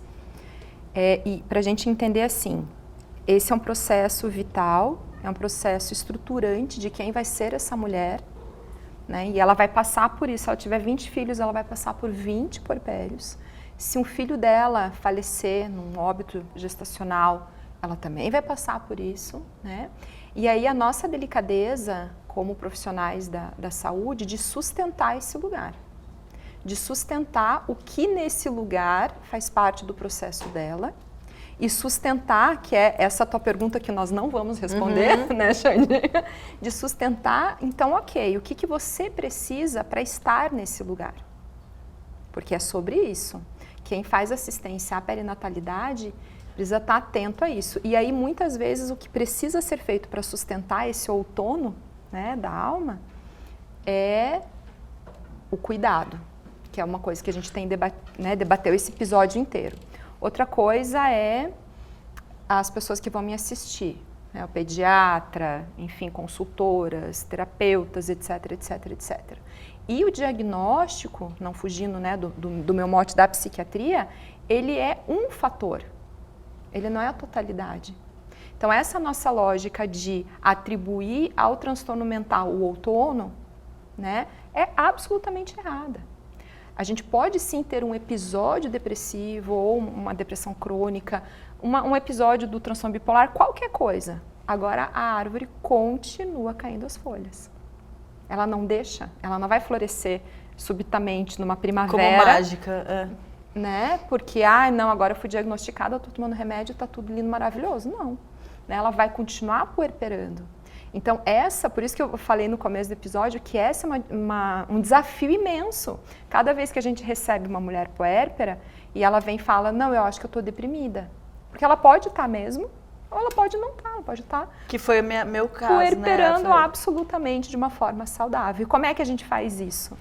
Né? Então, esse é a grande beleza, a grande dor, a grande dificuldade, o desafio, mas também a nossa profunda gratidão, assim, de assistir esse florescimento, porque as mulheres que concluem o seu processo puerperal são mulheres que a gente olha para mulheres muito mais inteiras, que choram as suas dores, que se amarguram de várias cenas, né, de abandono, enfim, mas que se fortalecem de alguma forma. Então, o diagnóstico, a medicação, né, seja lá o que for, ela precisa entrar nesse lugar de adubo, para permitir que esse processo outonal aconteça. Pelo menos assim que eu entendo, né, Xande? Nossa Senhora. Eu adoro o seu entendimento. Acho você sabida como que. Ai, credo. Você falou sobre... Passou pelo essa mãe que perde o neném, né? Eu recebo muitas mensagens. Como eu perdi 2 nenéns antes, eu recebo muitas mensagens de mulheres, assim, despedaçadas. Porque esse luto não é reconhecido na nossa sociedade. Então, assim, queria que... E a gente sempre... E depois que eu passei, eu entendi que essas frases que a gente passou aqui também, daqui a pouco vem outro, não era pra ser, Deus não quis... Que o quanto isso adoece ainda mais, o quanto isso é horrível de se ouvir, mas eu já falei isso antes de ter passado. Porque é muito difícil você saber, antes de passar, como acolher essa mãe que tá num processo de luto. Queria ouvir mesmo, assim, tipo assim, coisa básica, assim, como acolher essa mulher que com certeza tá num buraco. Não sabe o que falar, não fale nada. Acho que isso já é bastante coisa, né, gente? Outra coisa, se você não tem uma disponibilidade para escutar a repetição da história, não escute, não esteja do lado dela. Porque a mulher que perde uma gestação, ou também que perde o bebê pós-parto, né, não tem uma hierarquia de dor entre uma coisa ou outra, tá, gente? Pelo amor de Deus. Mas essa pessoa vai precisar contar a história dela muitas vezes. A cada vez que ela contar a história, ela está elaborando um pedaço da dor dela. Então ela precisa de pessoas que tenham disponibilidade para reiteradamente escutar essa história de dor. Né? Então, que a gente possa construir uma solidariedade dessa categoria. Assim, eu estou com você. Quando a gente fala assim, qualquer coisa eu estou aqui, às vezes eu acho essa frase e nada a mesma coisa. Porque a gente não diz assim, eu posso passar na sua casa na terça à tarde, eu tenho uma folga. Eu posso ir te ver para você fazer o que você quiser. Se você quiser ficar em silêncio, eu fico em silêncio com você. Se você quiser que a gente saia, para você se distrair um pouco, a gente sai. Se você quiser chorar, eu choro com você, eu te escuto. Se você quiser contar a sua história mais uma vez, se você quiser gritar, o que você quiser fazer, eu vou estar do seu lado. Eu tenho esse tempinho aqui, que a gente possa propor isso para as mulheres que estão enlutadas, sabe? Porque elas ficam ensimesmadas, solitárias, sem interlocutores, tendo que resolver isso sozinha, um grande BO emocional, né? E elas muitas vezes ficam abandonadas por todos. Essa dor Silenciadas. é muito silenciada. E um fenômeno super comum, né? Super Comum, porque o aborto... 25% acontece na primeira Exato. gestação. É Ou muito seja, comum. é muito. É muito A comum. gente tem, inclusive, um episódio sobre isso, quem quiser assistir. Debater, conversar e se informar sobre saúde mental é algo que está mais próximo da realidade de boa parte das pessoas hoje em dia. Mas, infelizmente, isso não significa que quando uma mãe passa por alguma situação difícil, ela vai ter o acolhimento, a ajuda e o reconhecimento necessários. Por isso, mais do que nunca, eu desejo que tenhamos mais empatia pelas jornadas que essas mães estão passando, que nós, mães, estamos passando, seguimos passando. Então, muito, muito, muito obrigada, Alexandre e Patrícia, por esse encontro tão esclarecedor, enfim, por toda a troca. Obrigada mesmo. Eu faço as palavras da Júlia e ainda reforço. Mulheres, mães, vocês não estão sozinhas. Vocês não precisam ser fortes o tempo todo. Busquem ajuda, peçam sempre que precisarem. Igual a gente pediu hoje aqui, né, marida? Pois Igual é. a gente pediu e foi acolhida. Obrigada, Obrigada, Alexandre. gente. Eu tô até com a mão suada. Beijo grande, até o próximo episódio. Tantos processos Obrigada. aqui. Até!